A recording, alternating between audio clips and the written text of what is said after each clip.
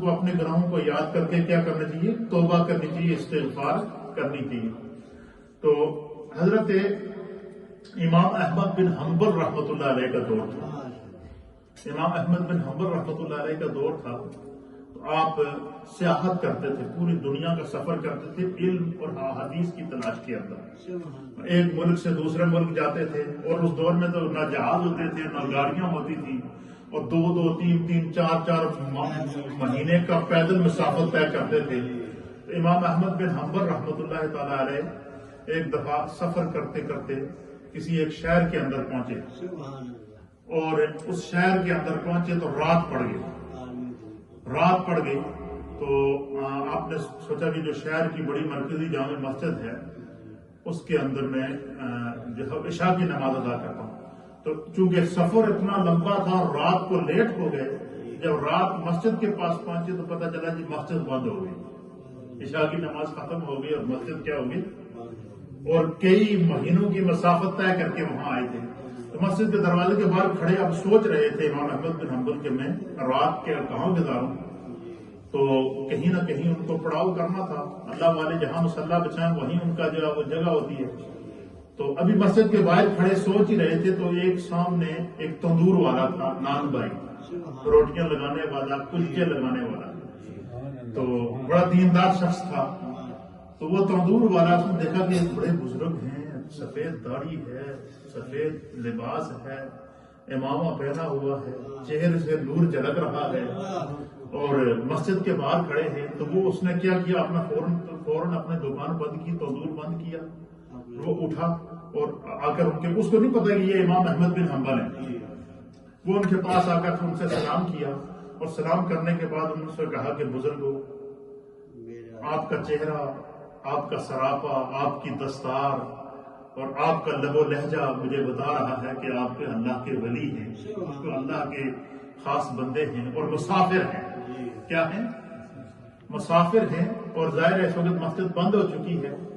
لہذا میں آپ کی خدمت میں درخواست کرتا ہوں کہ آپ میرے ساتھ چلیں، آپ آج رات میرے گھر پر گزاریں، میرے ساتھ گزاریں، آج آپ میرے مہمان بنیں، تو کل آپ نے جہاں جانا ہوا آپ چلے جائیں۔ تو باہر مسجد کے باہر مسافر کھڑا دیکھا انہوں نے، تو وہ ان کو لے گئے۔ امام احمد بن حنبل کہتے ہیں کہ میں نے اس شخص کو، اس نے میری مہمان نوازی کی، بڑی عزت سے مجھے گھر لے گیا، عزت سے گھر بٹھایا، کوئی جان نہیں، کوئی پہچان نہیں، کوئی واقفیت نہیں، لیکن چونکہ اللہ والوں کی پہچان تو خدا کرواتا ہے نا، ان کو تو پوسٹر لگانے کی ضرورت نہیں پڑتی، اشتہار لگانے کی ضرورت نہیں پڑتی۔ اور کہتے ہیں کہ وہ شخص جو ہے وہ، اس نے میری بڑی مہمان نوازی کی، کھانا کھلایا، پھر نماز، مصلی، پانی، گرم، سارا انتظامات جو ایک مہمان کی ضیافت کے لیے کیے جاتے ہیں کرتے رہے۔ امام احمد بن حنبل کہتے ہیں کہ جب تک میں کھانا کھاتا رہا یا جب تک وہ میری خدمت میں رہا، تو میں نے اس شخص کا ایک بات دیکھی کہ اس کے جو ہونٹ تھے وہ مسلسل ہل رہے تھے، وہ کچھ پڑھ رہا تھا۔ وہ جو شخص، وہ جو گھر والا تھا، نان بائی جو تھا، تندوری جو تھا، وہ کچھ پڑھ رہا تھا اور مسلسل اس کے ہونٹ ہل رہے تھے۔ امام احمد بن حنبل کہتے ہیں کہ میں نے جب رات سونے سے پہلے میں نے اس شخص سے پوچھا کہ یار کافی دیری سے میں تمہیں دیکھ رہا ہوں،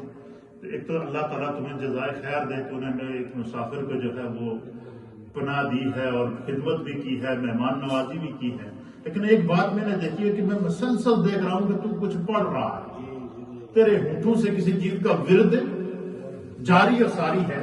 تو کیا ورد کرتا ہے، کیا وظیفہ کرتا ہے؟ تو اس شخص نے کہا کہ حضور میں کوئی پڑھا لکھا بندہ تو ہوں نہیں، سادہ سا بندہ،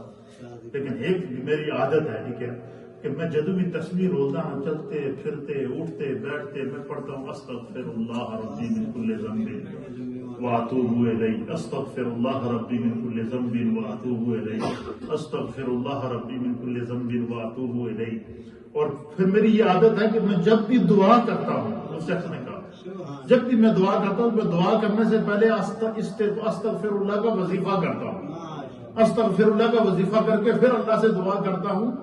اور جب بھی میں نے استغفر اللہ کا وظیفہ کرنے کے بعد،